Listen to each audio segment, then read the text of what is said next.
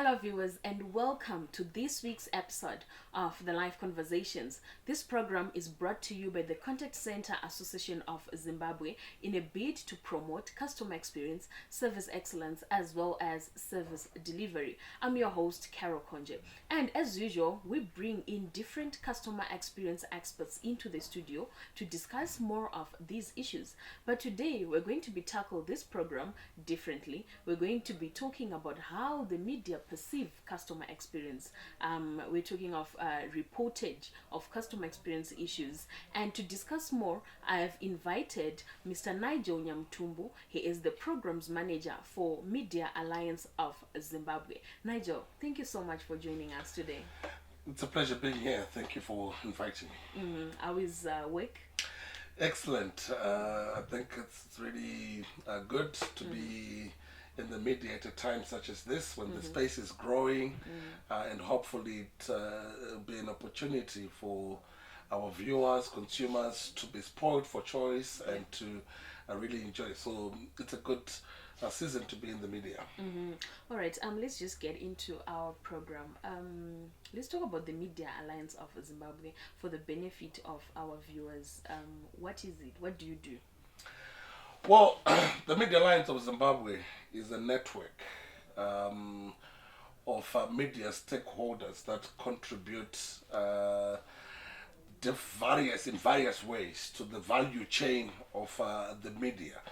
So basically, media stakeholders, we do have the journalists, that is those that gather news, or those that report, investigate, and so forth. They've got an association or a union that they're part of, the Zimbabwe Union of Journalists. You look at women in media. They also organize themselves around women issues. They organize themselves around gender issues and how it can be mainstream in the media. So they've got Gender Media Connect. We've got the editors, the gatekeepers, the ones that ensure quality control of what goes out to the public, and so forth. They also organize themselves as the editors forum. We've got media support organizations that look into the legal framework, that look into the development into the sector, research, advocacy, policy, think taking, and all. So we've got also the Media Institute of Southern Africa is a part of it. And then we've got more critically for especially for the conversation that we've got today, those that monitor the media and that look into, zoom into what is being covered, what is being said, who is getting prominence, what issue is getting prominence. So we've got media monitors that looks into those issues. The press council, the liaison between members of the public and the media is also part of that broader network. Association of Community Radios, freelance journalists. So it is a wide network that brings all these stakeholders in their various roles together. And my job essentially would be to support these associations, to coordinate them, to ensure we create as many platforms for engagement, be it with government, with the corporate sector, engagement with various players, and so forth. So we do quite a lot of work. Of course, naturally, most of our work has to do with creating a conducive environment for the media to be free, because for it to be able to report on anything, it ought to be free, and to also look for strategic partnerships and so forth. So that's the work that we do. All right. So, what is the role of the media in society, just in general? The role of the media is broad. I would say, because especially now in the digital era, where media has really expanded.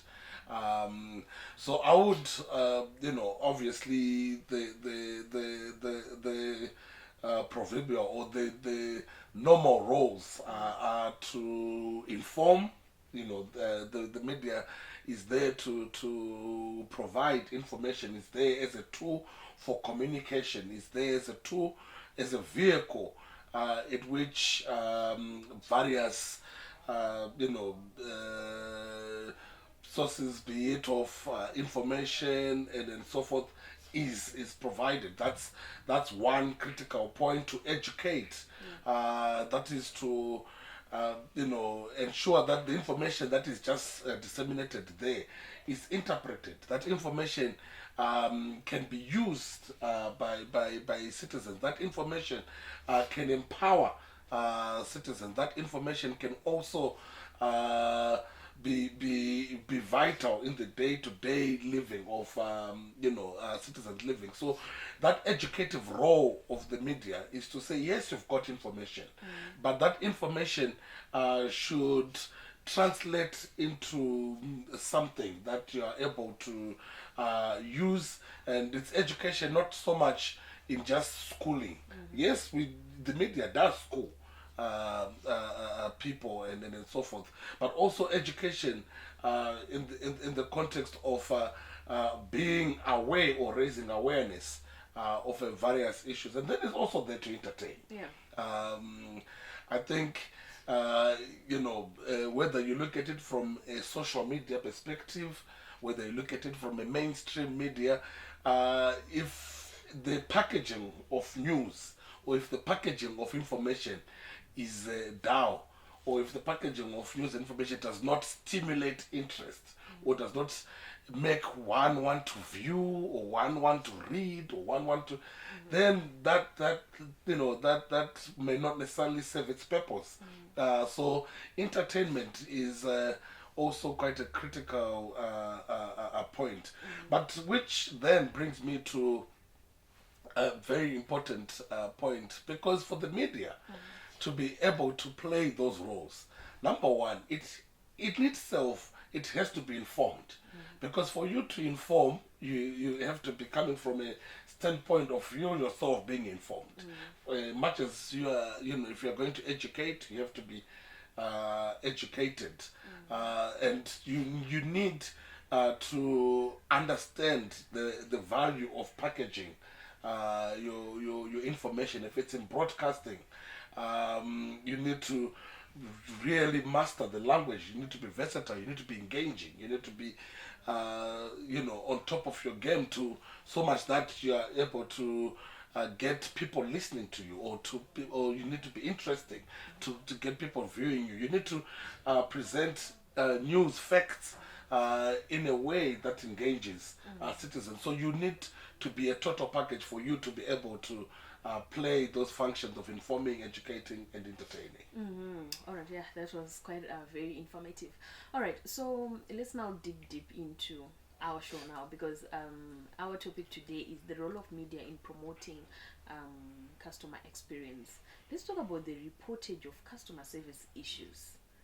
Do you think the Zimbabwean media is doing justice to it? Because now we're living in the era of social media, like you said before, where there's constant feedback, wide feedback, organizations getting exposed. People now have platforms to report, to air out their feelings, their views. How is the media reporting? Well, is it doing justice? Well, look, I think it's a very good question, in the sense that you already say the media has evolved. There was a time where public relations or customer service relations would be very much binary. It would be one mode of communication. Now, yes, now it's in real time. In real time, you go to a service provider, to a food outlet, and you are served, with food that is not satisfactory, whatever case may be. You actually have that opportunity to already raise it and make it public within a matter of seconds, and we are all in a way, streaming to wide audiences. Some individuals actually have more followership than mainstream media. So that on its own has diversified or has made um, the role of the media a bit different. It has evolved in terms of really documenting the customer experience and consumer experience. But one thing that I would make a case for the mainstream media and why the mainstream media remains a critical and integral part in terms of the entire customer experience is that number one, it is the trustworthy source or the credible source of information. So yes, you can now be a blogger and grow your followership and a day in day out be broadcasting on social media or doing multicasting on various platforms on your website and so forth. But the one litmus test that we can only test in terms of the media and news is that of trust and that of credibility and that of verification of source, verification of sources and verification of information. So journalism by its nature, it's a science of verifying. It's a science of truth. It's a science of bringing out various sides, and objectivities, and so forth. So it will still play a critical role because it's one thing to have one person feedbacking to one outlet or the other, to say, well, I did not enjoy what I had paid for as a client or as a consumer, and so forth. But there could be a lot of factors involved, and to really unpack those lot of factors, it only takes now the mainstream media to be able to come on board and be able to interpret whatever experiences. So you could say, But well, how then do we do it when we do not even have beats that focus on customer service within our newsrooms? Because we have health beats, gender, entertainment, everything. But usually, when you look at customer service issues, they are what do you call it? Event-based stories. absolutely, and it's one area. It's one area that the media actually really needs to focus on, and one area that even prompted me, in my role that I play in the media sector to take part in this show to begin to provide some thought leadership around that to say, as the media, are we not losing our audiences by focusing on what we think is the big story? I'll give an example. The big story on any day, if you look at the front pages or the lead stories in the broadcasting, it's either talking of politics, policy, or it's talking about prominent people. Those things that we believe drive news.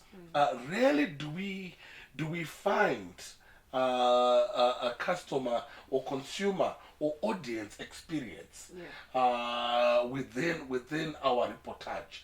Yet it is actually is supposed to be a function of our role as the media. We should be taking cognizance that, okay, number one, as the media, are our own consumers.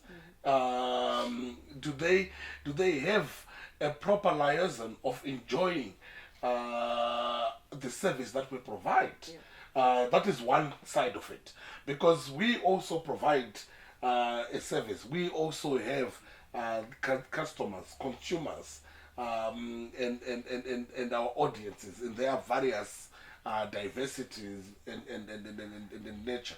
That's number one. Are we even looking at what the audiences want to read or want to consume?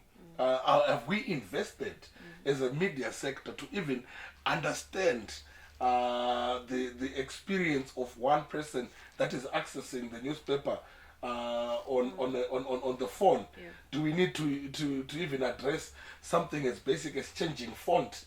Do we need to address the way we package and so forth our audios and so forth? That's on one end. On the other, are we documenting? Because we still have that role, as I said, to inform, to educate. Are we also now mitigating and playing that role that we should be playing in this, society? Are we able to say, okay, let's challenge the existing models of customer relations as a media? Let's begin to give prominence and voices to various people, audiences, on how they are interacting with either government. We often want to then, as you rightly put it as an event to say, well, the customer service or people have queued for hours and still cannot access a service to get a passport, or people have experienced network challenges to transact, for the food. We wait for a day where, say, maybe there's absolute disruption of the network to then say, hey, there's an issue here. But what about the day-to-day basis, the losses that perhaps people are making as a result of something that can easily be rectified if we put it to the fore? The experiences of the even in whatever sector, be it supermarkets and whatever, where we are increasingly seeing, back in the day it used to be the customer is the boss, because they're the ones that are king. Customer is king and so forth. Now it's more like, because I have the product, I am king, and so forth. And we need to begin now to be challenging that and raising awareness to the consumer that, look here, it is actually your right, and to have a rights-based approach towards that. All right. This is the Live Conversations brought to you by the Contact Center Association of Zimbabwe. And today we are talking about the role of media in promoting customer experience. And to discuss more, I have Mr. Nigel Nyamutumbu. He is the Programs Manager for Media Alliance of Zimbabwe. All right, Nigel, what's your take on media organizations protecting service providers? Just because they are clients. They are the advertisers. So when there's poor service, you cannot expose this organization because he who detects the what? Yeah. who pays the piper calls the tune. Yes. It's certainly a big one, Carol, in the sense that the media often finds itself in that dilemma. Yeah. The dilemma to, on one end, trying to please and service the advertisers, because ultimately it is the advertisers that sustain the media, and yes, we try as much as possible to have to provide safety nets to ensure that there is no corporate influence in the final output, because ultimately there has to be a distinction between an advertorial, something that has been paid for it to come out as it is someone who is advertising, and news, because news, by its very nature, it rattles. It's something that is not always positive, unlike advertising, because advertising, you want to show how you provide the best in terms of the service. You want to lure the consumer. You want to ensure some consumer allegiance, and so on. So adverts and advertorials are different from news. So when you are reporting on a corporate organization, and it's a report, you have to simply use the dictates of news and journalism. If it's a corruption, you remove the hate that on that very same page there could be an advert by that particular corporate.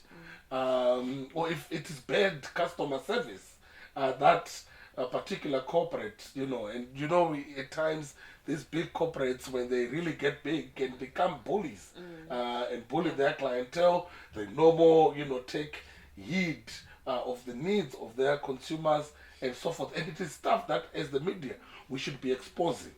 But we do indeed have that dilemma where now you want to be thinking that, hey, we are paid, we call it the political economy of the media, to say, we are paid so much by these advertisers. Can we really dig deep? Can we really investigate them? Can we really talk about how exactly their consumers are feeling? Can we really go in there just as a consumer, yet to do a story and write about my experiences without fear or favor? Can we really do that? It's a really a dilemma, and it's one of the issues that we have also been advocating, to say we need a free media across all power in its all manifestations. So whether it's political power, whether it's corporate power, we need the media to be free.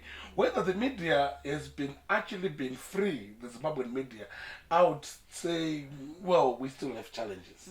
I have never really seen some of the activities of these big corporates, whether you look at it from a pollution perspective, whether you look at it from to zoom into our issue, customer service perspective, whether you've looked at it, it just makes rounds on social media without a deliberate effort by the mainstream media to really dig deep and go into these issues, and create a relation with their audiences to say, well, indeed, our media is representing us. Our media is the voice of the voiceless.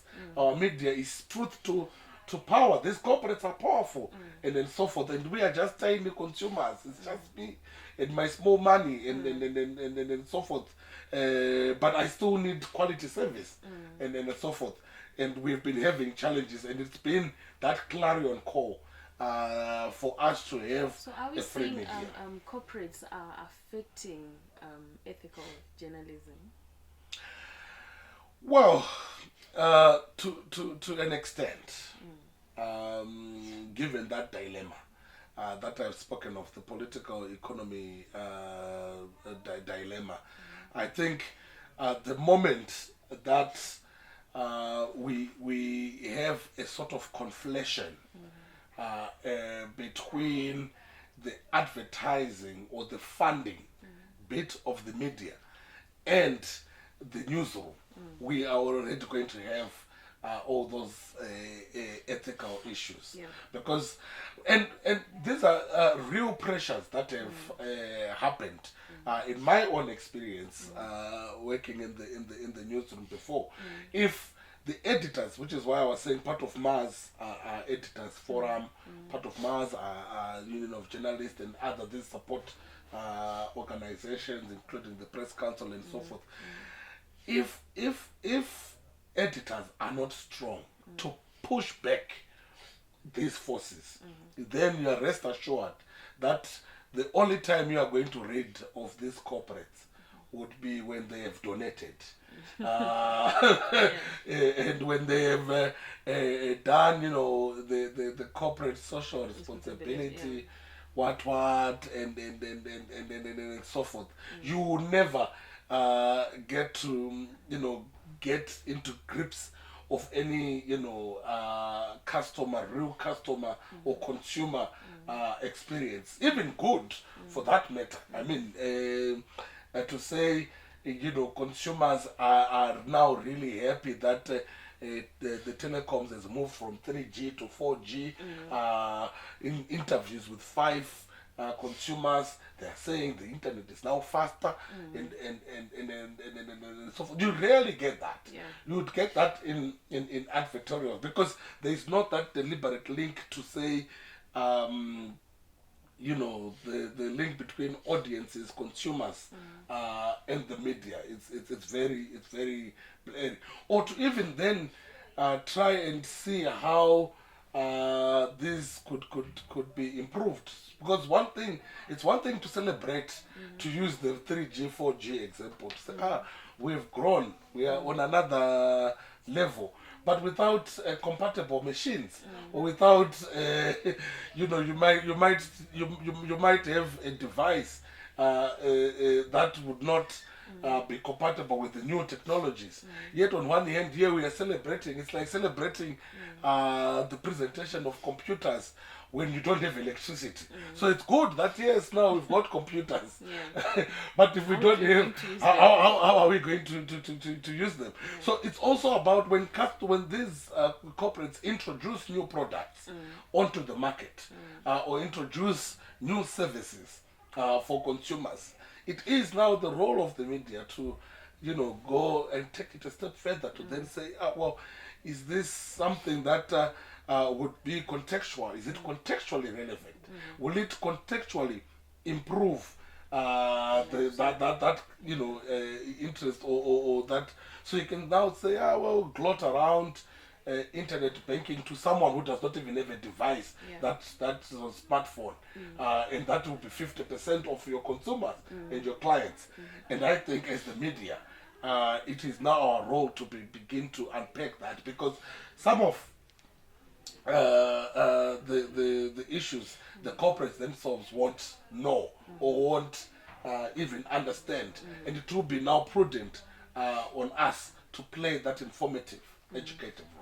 All right, let's quickly talk about the consumer rights. The bill has been enacted into the law now. Yes, we now have the consumer protection law. But we've done a survey before when we celebrated the World Consumer Rights Day. We just talked to individuals, ordinary citizens in the CBD. And they say they're not even aware of the consumer rights, what it is about, the nitty-gritties of it. Isn't it the duty of the media to share this information with the society? Yes, absolutely. It goes actually back to the point that you made earlier to say, how can the media play that role when there is no deliberate structure in most newsrooms as they're currently organized, that would look at consumer rights or basic consumerism, and the interaction between the consumers and the service providers and so on. So naturally, the enactment of a consumer rights law would be reported from a event based, to say it has gone through parliament, maybe the one that even writes, that is the parliamentary bit, is the one that would write that about it is sailed through. Or whenever the government gazettes something, you are normally compelled to then just say, the president has enacted this law. But when you begin now to be more deliberate and more structured, to say, okay, either there are many ways of doing it, without necessarily say maybe having someone to be writing about consumers on a daily basis. You could mainstream it. Say, if you're a business reporter, when you report business, you ought to reflect, and you ought to also go as unpacking whatever business story in the context of the consumer. Because ultimately, who is the consumer? The consumer is the citizen. The consumer is the ordinary person, who is roaming around and going about their life. The consumer is the one that is targeted and protected by the Constitution. And that consumer is the one that the media ought to be living for. So when a business story becomes about mega deals, indeed the mega deals can become about mega, as in, mega alone, and not necessarily be vested with the people, because why? It's just it becomes elitists, elite pacts between government or between corporates and whatever that we have unveiled 3 million, and we like these big figures. We just throw in there without now necessarily then saying, okay, how do we get these to mean something to the last person who is going to enjoy that service, the last person who is going to be interacting with the goods or with the service. So the same applies when you're doing sports, or when you're writing health, or when you're news and so forth, to always find the consumer, and always find the citizen, and always find where they are placed, and how whatever development is going to affect them. So, for instance, the consumer rights, that was a development significant in the whole value chain of customer service, consumer service. Because once you have a consumer that knows their right, the experience of consumer service improves, because you've got someone that knows and fully appreciates that these are my rights. I'm entitled to being treated this way, or if I'm not treated this way, I've got these avenues to get my issues addressed, and that will also compel those that are mandated to be taking care of the interests of the customer to improve, because they know that this person knows their right. So I need to go the extra mile, because that improves the customer service, because you'll be thinking, well, I need to go beyond what this person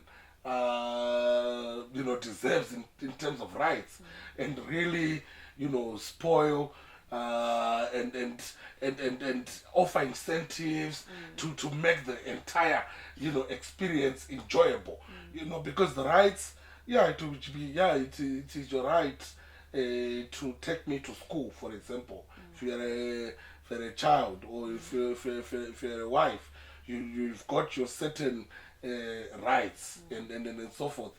But the moment that it goes beyond rights, you begin to even then go now to other extras and so forth, and that makes the whole union, or that makes the whole experience as a consumer fantastic and enjoyable. And that is what is really needed in terms of now exploring and making consumers aware of their rights in terms of that law. All right. As we come to the end of our program in under a minute, how can corporates and the media work together in promoting customer experience in Zimbabwe? Well, you said under a minute, so I'll try to be very quick. Number one, we need strategic partnership. Yeah. I think we need to raise awareness of the Consumer Rights Act within our media organizations, such that it is raised awareness thereof. We need to build relations between the corporates and the media in how the corporates can play a role in supporting free journalistic enterprise and in ensuring that we also have a lot of safety nets, safety guards to protect news and information from adverts and from the corporate interest. But more importantly, it's also about having, within media organizations some proper structures to ensure that there is consumers in the whole framework, in the whole body of producing news and information, and that there is that support and link with the corporates that, hey, this is where you're getting it right, this is where you're getting it wrong. At the end of the day, it's about the consumer who should enjoy the service. All right. Thank you so much for coming to the show today, Nigel. Yes, it's been a pleasure. I'm sure it's very difficult interviewing a journalist who could spend 2 hours. But yes, but I hope we really were able to. Yes. Yes, Thank you. sure. All right. That was Mr. Nigel Nyamutumbu. He is the programs manager for Media Alliance of Zimbabwe. And today we were discussing the role of media in promoting customer experience. And as you have heard from him, that the corporates and the media should always work together in ensuring that they promote customer experience. That was today's show. Catch me next week for a more insightful topic. I'm your host, Carol Konje. Good day.